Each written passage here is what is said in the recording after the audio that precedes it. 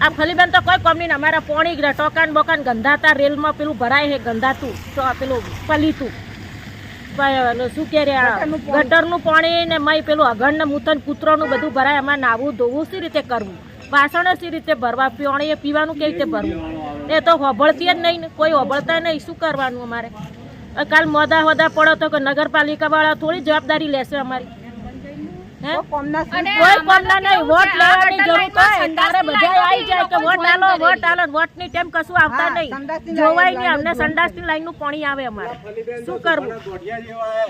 અરે હા, કોઈ કોમની નથી ભાઈ. ફલીબેન તો ફોન જ નહીં ઉપાડતા, શોભાના ગોઠિયા જેવા હે. સવારના રીંગો કરીએ છીએ પણ નો રિપ્લાય આવે છે. અમારા વિસ્તારમાં એકદમ ગંદુ પાણી છે, ગટરનું ને પાણીનું બંને લાઈન મિક્સ થઈ છે.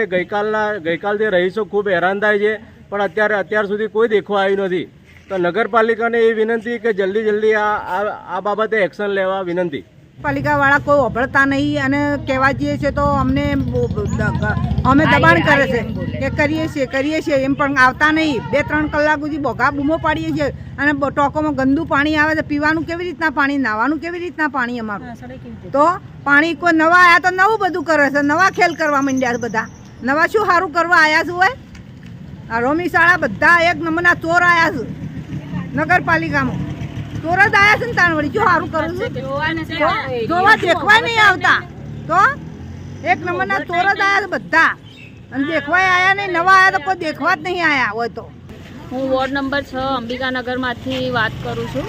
અમારે છેલ્લા 15 થી 20 દિવસ થઈ ગયા છે, ગટરની પ્રોબ્લેમ થઈ ગઈ છે. છેલ્લા 20 દિવસથી અમે કન્ટિન્યુ એમને કોલ કરીને મેસેજ કરીને ત્યાં રૂબરૂ જઈને 2-3 કલાક પોતાના ધંધાના બગાડીને ત્યાં બેઠા છીએ, છતાં એ લોકો કોઈને મોકલતા નથી. આ કલાકમાં મોકલું, 3 વાગે મોકલું, 4 વાગે મોકલું, ના જેટિંગ મોકલે. વચ્ચે એકવાર જેટિંગ મોકલ્યું હતું, એના પછી એ કોઈ તાકવા જ નહીં આવ્યા. અઠવાડિયે ગટરોની સફાઈ થાય ને તો આ પ્રોબ્લેમ જ ના આવે, પણ અઠવાડિયે શું આ લોકો 6 મહિના થઈ ગયા અહીંયા દેખવા નહીં આવતા. આવી રીતે કાં તો રોજનું થઈ ગયું, નવી લાઈન નાખી આપીએ, આ આપીએ, પણ કોઈ પણ એનો કોઈ નિકાલ નહીં કરતા. અમારે ધંધા બગાડીને ત્યાં બેસી રહેવાનું કે પછી ધંધા કરવાના? છેલ્લા આમને SS પ્રજાપતિના ઘરે પ્રોબ્લેમ થઈ, એમણે બી કમ્પ્લેન કરી તો પણ કોઈ સાંભળવા. ચલો અમે મારા મકાન દબાણના, પણ એમના તો પ્રાઇવેટ મકાનોની અંદર આવી રીતે 2 ટેન્કરના ટાંકા ખાલી કેવી રીતે કરવા? અને સાબુવાળું પાણી, ચલો સાબુવાળું બી છોડો, ગટરનું પાણી અંદર મિક્સ થઈ ગયું. જ્યાર સુધી આ ગટરનો નિકાલ નહીં આવે ત્યાર સુધી પીવાના પાણીનો બી નિકાલ. અમારે પાણી ભરવાનું ક્યાંથી? પાણી તો ઘણું આવે છે, ઢોળવાવાળા ઢોળે બી બહુ છે, એમની બી કોઈ એક્શન નહીં લેવાતી કે ભાઈ આટલું બધું પાણી ઢોળે એ લોકો. એ જ પાણી તમે દેખો મારા ઘરની ચોકડીમાં ભરાય છે. અમે છેલ્લા કેટલા દિવસથી હેરાન થઈ રહ્યા છીએ, પણ આ લોકો કોઈ એક્શન લેવા તૈયાર. સંબંધમાં અમે કહીએ કે કોણ કે કશું શું કરીએ, પણ આ સંબંધનો દુરુપયોગ કર્યો કહેવાય. અમે લોકો જ્યાર સુધી સીધી રીતથી ચાલતા હતા ત્યાર સુધી એ લોકોને સમજણ પડી નહીં.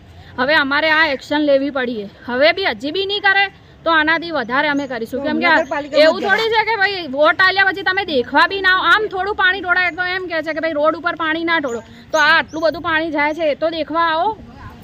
બસ મારે એક જ અપીલ, અમારે તમારાથી કોઈ વિરોધ કરવો નહીં, પણ તમે ખાલી આટલું અમારે પીવાના પાણીનું સારું થાય ને આ ગટર લાઈનો આ જ વસ્તુ તમારા ઘર આગળ હોય તો શું તમે ચલાવતા આટલા દિવસ? અમે તો બી મહિનાથી હેરાન થઈ રહ્યા છીએ. જીતી જોવા જ નહીં આવતા ને, અહીંયા જોવા તો આવો ને કમસે કમ. જે લોકોનું સોસાયટીમાં તમે ડિવાઈડ કર્યું એ કામ, જે પ્રમાણે જેને ગટર લાઈનનું, જેને દબાણનું, જેને જે કામ આપ્યું તમે એ કામ તો જુઓ ને. એ તમે પૂછો તો કરીને કે તમે આ વસ્તુ જુઓ છો નથી જોતા, ચેક તો કરવા આવો કમસે કમ. એવું થોડી હોય કે ભાઈ વોટ આલ્યા પછી તમારે અમારા ફોન નહીં ઉપાડવાના અને દલીલો કરીએ, અમે લેખિતમાં અરજી આપીએ, બધી રીતે આપવા પછી બી તમે ના જુઓ તો શું કામનું છે અમારે? અને આ રીતે અમારે હેરાન, અમારા છોકરા હેરાન આવી જાય. 2 ટેન્કરના એક ટેન્કરના ટાંકા અમારે કઈ રીતે ખાલી કરવાના? આખું પાણી જ અંદર જતું રહ્યું. અમને થોડી ખબર કે અંદર ગટરનું પાણી. અમે તો અમારી રીતે જેમ રેગ્યુલર પાણી આવે એ રીતે ભરી દીધું. અને ના અમે વાસણ કરી શકીએ, એક ઓગળો તો દૂરની વાત. હાથમાં બી એટલી ગંદી સ્મેલ આવી જાય. તમે જોઈ શકો કે ગટરો કેવી રીતે ઉભરા. અમારે તો ત્યાં બેસીને કામ કરવાનું. અમારા બપોરે છોકરાઓ સ્કૂલથી ઘરે આવી જાય, પણ અમારે નવરાશ ના હોય કે અમે લોકો એમને જમવાનું બી બનાવીએ. બસ આ ગટરના પાણી પોખરા લઈને કાઢે રાખીએ. તો અમે તમને એક જ અપીલ કરીએ કે આ તમે જુઓ, આ 1 કરોડના બંગલા લઈને બેઠા હોય અને એમાં આવી ગંદકી હોય તો ક્યાંથી ચાલે?